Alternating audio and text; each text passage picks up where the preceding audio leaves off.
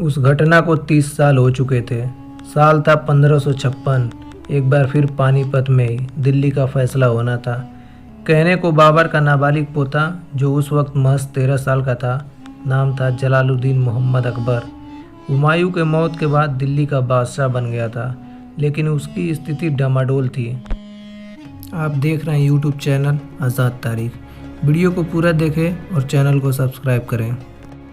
ये पानीपत शहर है, वही पानीपत जो गवाह बना था साल 1526 में जहीरुद्दीन मोहम्मद बाबर की जीत का।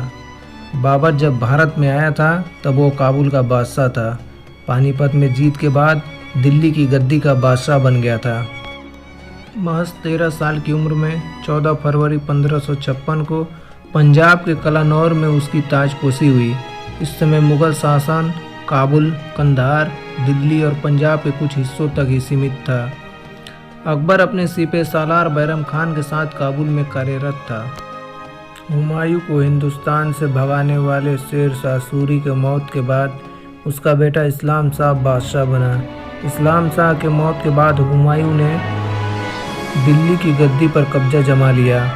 शेर शाह सूरी के वंशज और रिश्तेदारों का देश अलग अलग इलाकों में कब्जा था।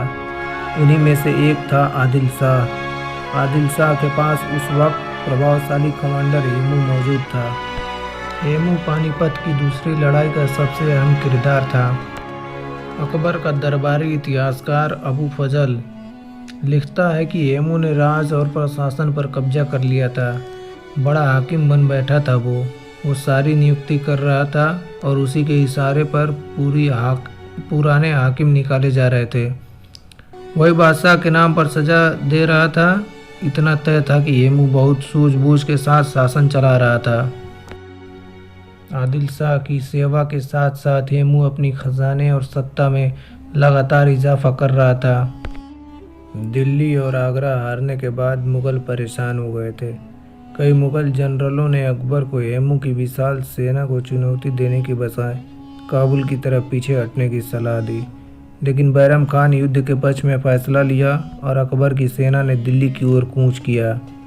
5 नवंबर को पानीपत के ऐतिहासिक युद्ध के मैदान में दोनों सेनाओं का सामना हुआ, जहां 30 साल पहले अकबर के दादा बाबर ने पानीपत की पहली लड़ाई में इब्राहिम लोधी को हराया था।